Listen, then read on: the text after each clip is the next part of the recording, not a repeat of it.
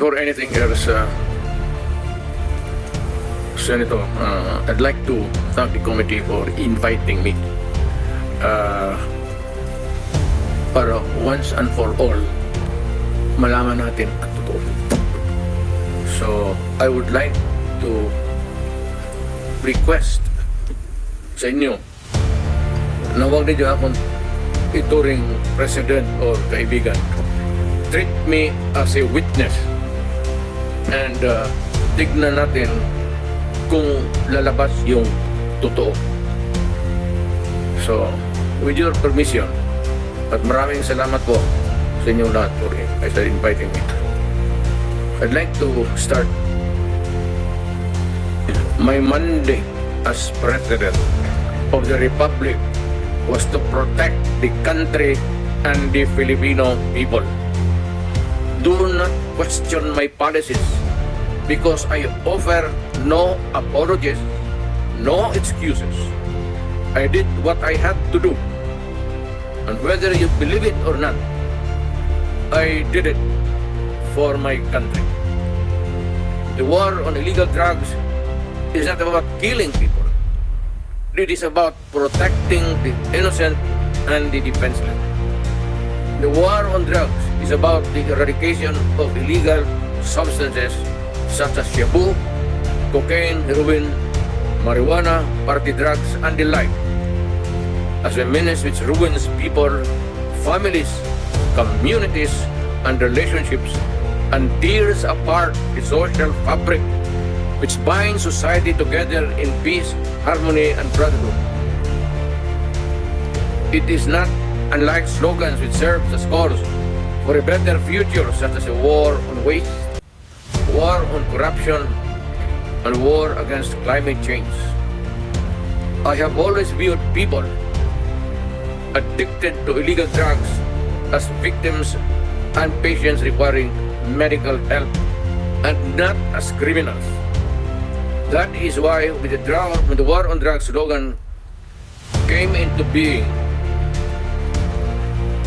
coined first as a message to the people of Davao City to stay away from illegal drugs.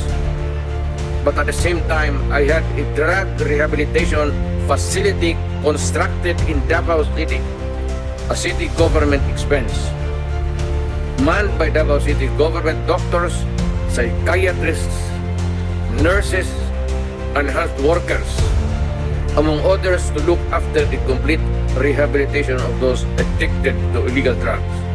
I believe then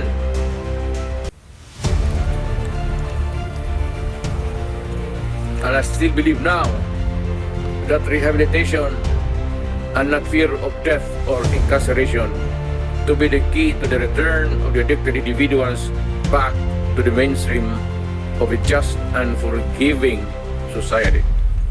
But no mistake about it, I hate drugs. I loathe the purveyors, the merchants, and the pushers of this demonizing element. I have not failed to emphasize this from the very day of the campaign when I ran for the presidency in 2016. This was my covenant with the Filipinos who believed in me, and to this day must still agree with what in government have achieved. It is unfortunate that drug-related crimes are on the rise again. Every day you can read about children being raped, people getting killed and robbed.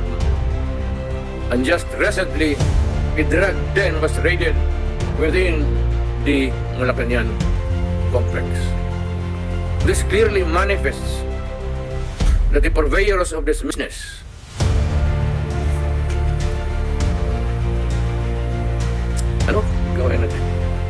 the Filipinos are anxious and distressed. Self-preservation is still the first law of nature. It is instinct. It is recognized in our laws as self-defense. That is why I have always told the police authorities and operatives to be mindful of this basic law of nature. However, I tell them not to abuse their authority and power. At hindi ko talaga pinayagan yung abuso ng pulis o sundalo kailanman sa buong buhay ko, and as mayor for so many years, and as president, in the guise of protecting themselves. But when your very life is placed at risk, and it can be snuffed out in a matter of seconds, then and only then must you act accordingly. Repel the aggression only in self-defense. Ano mo, matagal ako nagturo sa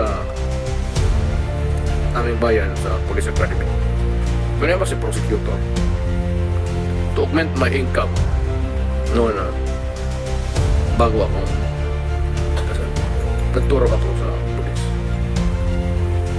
Ang sinabi ko talaga sa kanila, when you are arresting a criminal, you are not supposed to request him to surrender. Rather, you have to overcome the resistance. However, pag ayaw, it's the duty of the police is to overcome the resistance kung ayaw mag-surrender. At kung may baril, at kung tingin mo, sabi ko sa mga pulis doon sa academy, mamamatay ka, barilin mo sa ulo, patayin mo at least one less criminal in the community. Yun ang utos ko when I was a fiscal and I was a professor doon sa police academy. Yun ang turo ko sa kanila. No quarters given, no quarters asked. Criminal dito.